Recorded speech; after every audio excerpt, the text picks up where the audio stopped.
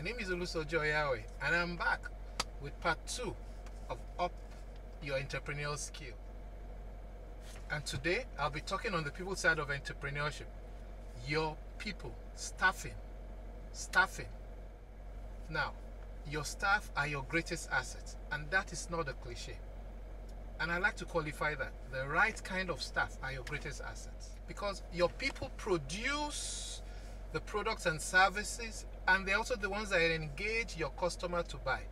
They're also the ones that provide the after-sales service after the customer has bought. They are a critical part of any business.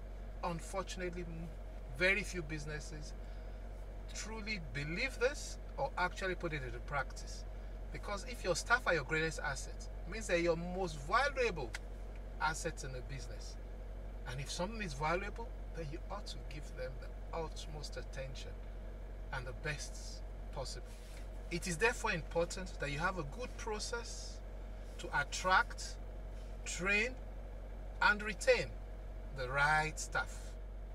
And I will elaborate on each of these 3 critical elements in a bit. Attract the right staff, train them, and then retain them. My general advice for startups, though, is that you build the talent rather than buy talent. Build the talent rather than buy the talent. For startups, for example, usually will not have the resources to attract the best experienced hands. And in a lot of instances, even if you have the resources, they actually come with some chips on their shoulders. And then this is you're just a startup business. People like that hardly thrive in a startup environment. They're usually good for a business that is already sustaining and is on cruise mode. So build the right staff rather than buy the right staff as a startup business. That's my key point number 1 for you. Let's deal with those 3 key elements again. Attract the right staff, train the right staff, and then retain the right staff. To attract good hands, you must provide a conducive environment for work and the required tools for them to work with. You must present your business and even yourself as a key driver, as a good brand that people want to work with. From the word attract, you need to be attractive, your business and you yourself. That way you begin to attract the right kind of staff. Now, as you bring in the staff that you want to build, both you and the line supervisor of the staff that you have brought in must possess the right leadership skills. Because leadership skills is what makes people to submit willingly to your leadership and your authority.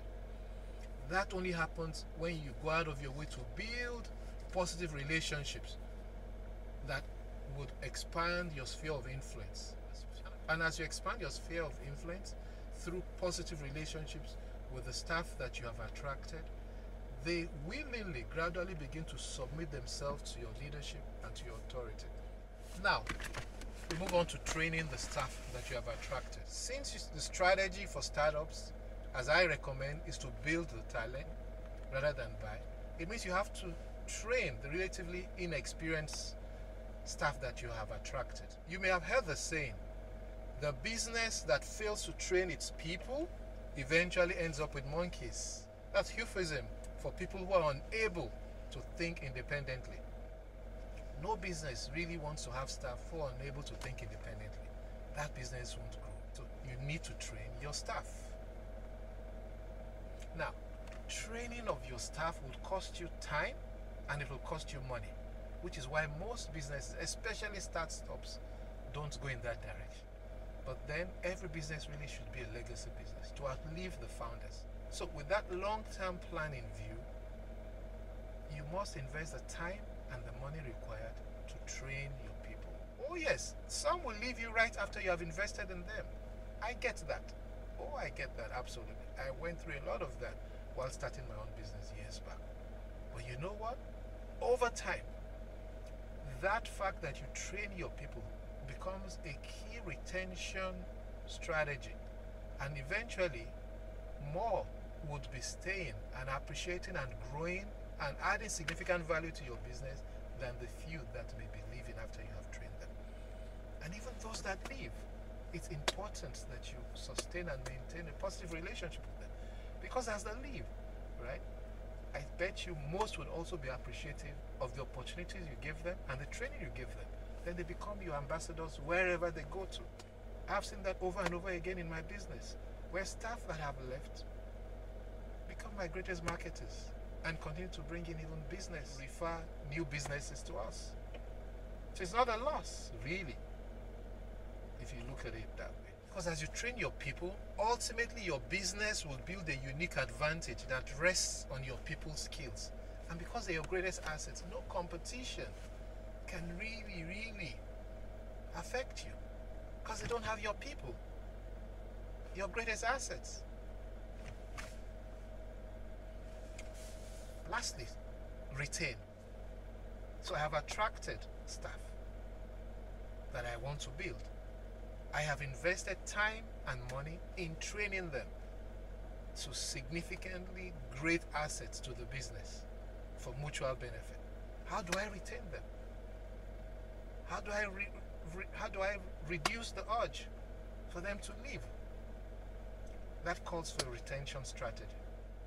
For staff that are trained and are good to be retained, then the work they do would have to be engaging. So you must make the work engaging. You must allow them time to use their discretion. Oh, they'll make some mistakes here and there, but they'll grow from it. And that fulfillment that comes from being allowed to use one's discretion and initiative over time is a fantastic motivation for any staff. This is a good retention strategy. Next to that, oh yes, money. The salary, benefits, and staff commendation policies must be top-notch. So you need to take time to constantly review salary paid relative to work done, have significantly good benefits outside salary, benefits like performance pay for those that stand out on the job, commendations in various ways, benefits like medical cover, which you can do very easily through the health management schemes, which basically comes relatively cheap for the value of the benefit that comes. Benefits like I have in my office, paternity leave for men whose wives have babies, if you can afford it. A creche like I also have in my own business, where nursing mothers come to work with their babies. Periodic staff hangouts together, celebrating successes, and generally ensuring that you invest in each individual. And to invest in each individual to enhance their productivity and make them better, again, you need to get closer to each of your staff and build better relationships.